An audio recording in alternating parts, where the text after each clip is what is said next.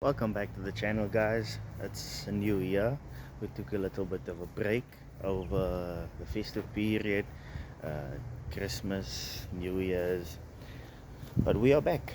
And just like everything, there's been changes, but rugby hasn't been stopping in that time. The Lions that started for the South African franchise as well, they actually had a massive fall off from where they began.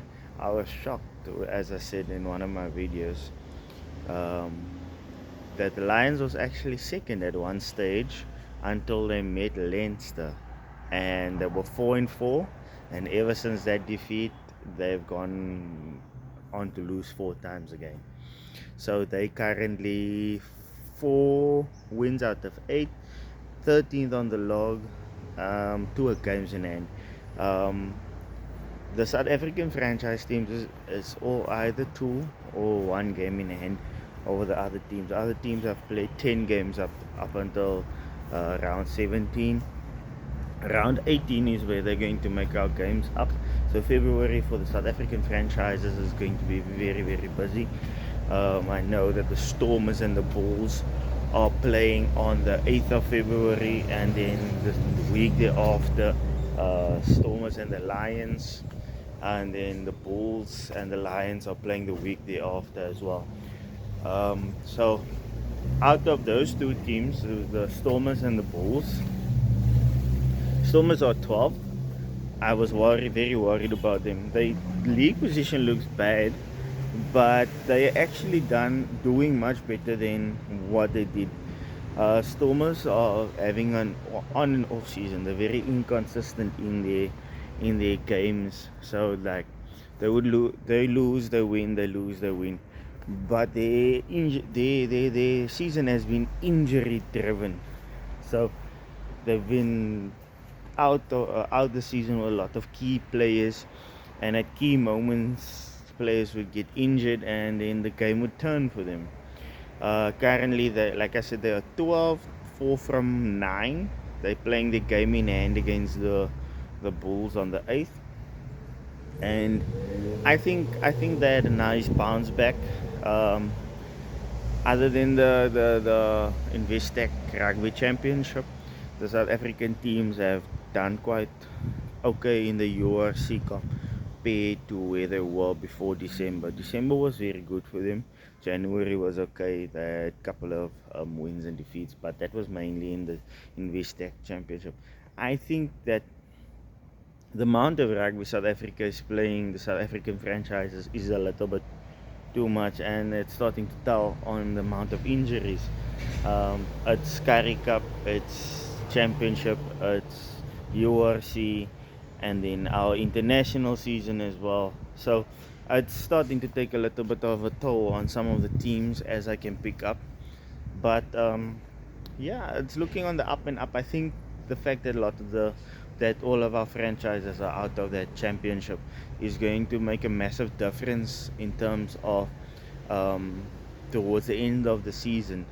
Hopefully they can have a good bounce back. The Bulls, the team that's doing currently the best in the from the South African franchises, are second in the league, third in the league.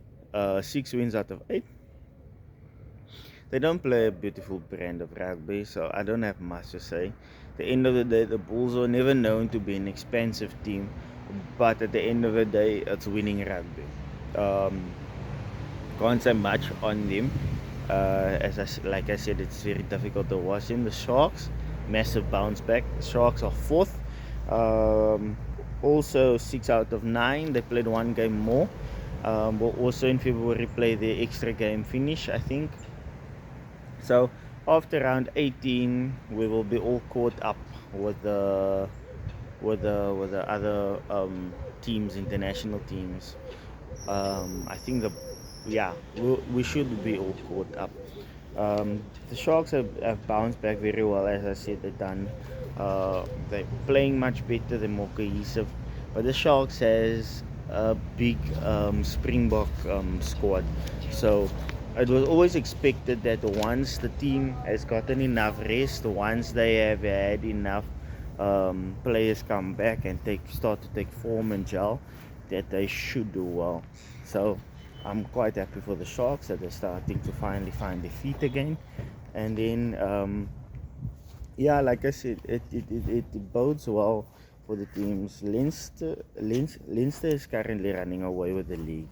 10 out of 10.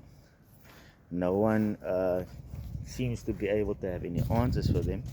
The Stormers played well against them, but they still got the hiding. What I've noticed is they don't make mistakes.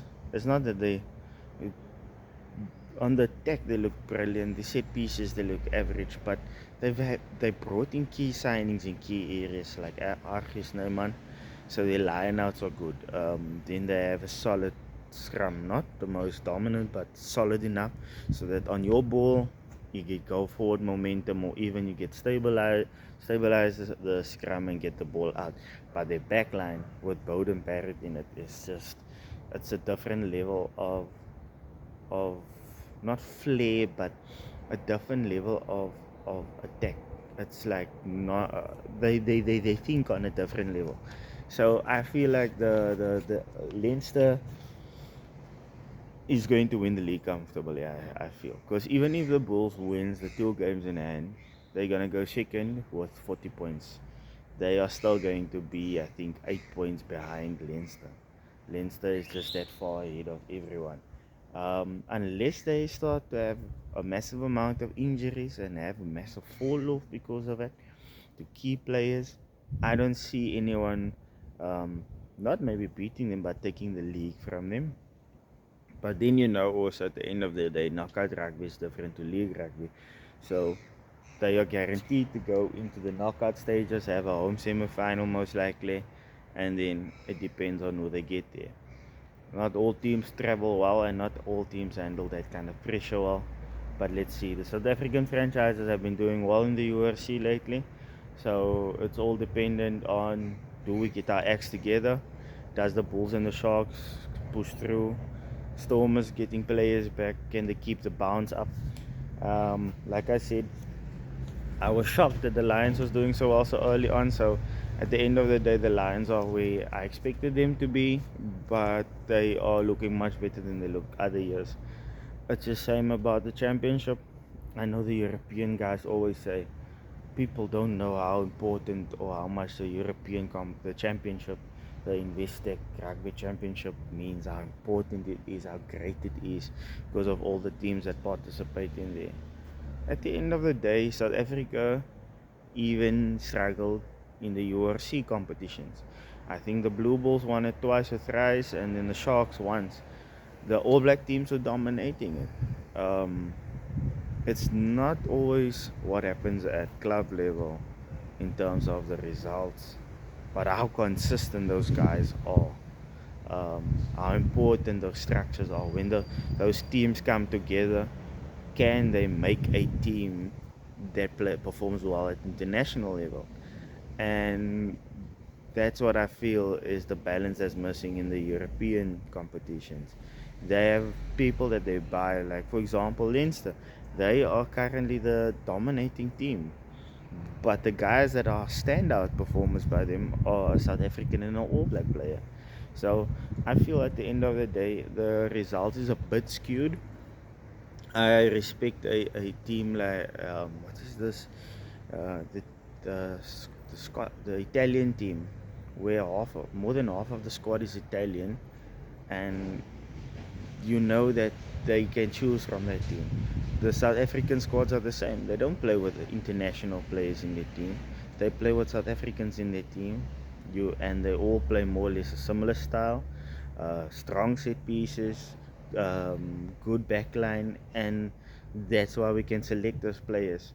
Now, where you go and get your European teams where they have a lot of outside influences in their teams, and I'm only looking at Leinster because they're dominating so much. That's where you are starting to struggle. I'm not saying don't buy players.